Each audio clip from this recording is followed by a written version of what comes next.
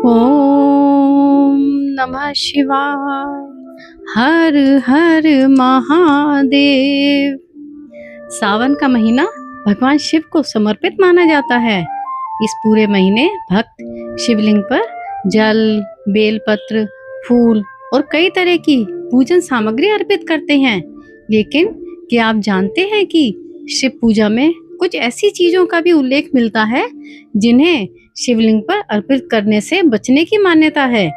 आज सिमसिम सोलफुल भक्ति में सावन स्पेशल डे 19 में आप जानेंगे ऐसी 5 चीजें जिन्हें भूलकर भी शिवलिंग पर ना चढ़ाएं। इनको लेकर शिव पूजा में विशेष सावधानी बताई गई है और वीडियो के अंत में जानेंगे सावन का एक विशेष महा उपाय। तो वीडियो को अंत तक जरूर देखें। चलिए स्टार्ट करते हैं। सबसे पहले बात करते हैं हल्दी की।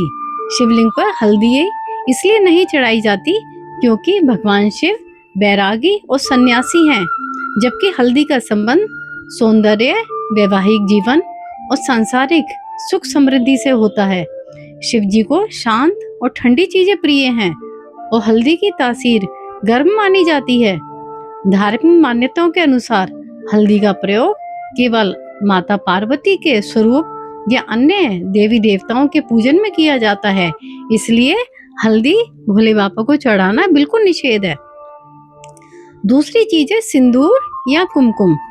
हिंदू धर्म में भगवान शिव को कुमकुम या सिंदूर नहीं चढ़ाया जाता है क्योंकि शिव जी एक वैरागी और संहारक देवता हैं, जबकि कुमकुम सुहाग और सांसारिक सौंदर्य का प्रतीक है।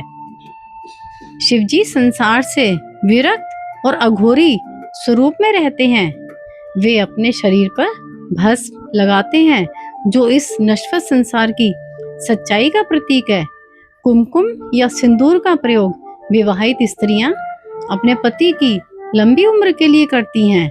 यह सांसारिक मोहमाया से जुड़ा है जो शिव के वैरागी स्वरूप पर लागू नहीं होता।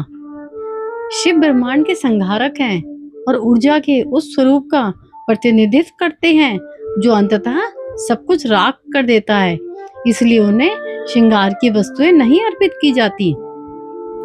शिव पूजा में इसके स्थान पर भक्त सामान्यतः चंदन, भस्म, अक्षत और बेलपत्र जैसी पूजन सामग्री का उपयोग करते हैं। तीसरा है केतकी का फूल। केतकी का फूल से जुड़ी है एक बहुत पौराणिक कथा। उस कथा के अनुसार एक बार भगवान ब्रह्मा और भगवान विष्णु के बीच यह विवाद हुआ कि दोनों में श्रेष्ठ कौन है। तभी भगवान शिव एक अनंत ज्योति स्तंभ के रूप में प्रकट हुए। भगवान विष्णु ने उस ज्योति स्तंभ का आदि खोजने के लिए वराह रूप धारण किया और भगवान ब्रह्मा उसके अंत की खोज में ऊपर की ओर गए। कहा जाता है कि ब्रह्मा जी को केतकी का फूल मिला और उन्होंने उसे अपने पक्ष में साक्षी बनाने का प्रयास किया।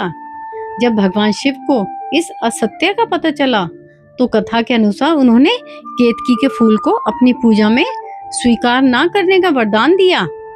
इसी पौराणिक मान्यता के अनुसार केतकी का फूल शिव पूजा में नहीं चढ़ाने की परंपरा प्रसिद्ध है। चौथी चीज है चंपा का फूल।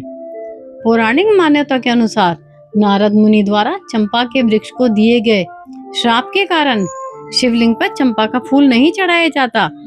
एक बार नारद मुनि ने चंपा के पेड़ से पूछा कि क्या किसी ने उसके फूल तोड़े हैं। पेड़ ने झूठ बोलते हुए कहा नहीं तो, जबकि एक दुष्ट व्यक्ति वहां से फूल चुरा रहा था। नारद जी ने देखा कि उस दुष्ट व्यक्ति द्वारा चढ़ाए गए चंपा के फूलों से शिवलिंग ढका हुआ था। शिव जी ने कहा कि जो भक्त चंपा के फूलों से पूजा करता है वे उसे मना नहीं कर पाते। सच छुपाने और गुमराह करने के कारण नारद मुनि ने चंपा के वृक्ष को श्राप दिया कि भगवान शिव की पूजा में कभी भी चंपा के फूल स्वीकार नहीं किए जाएंगे। पांचवी चीज है नारियल।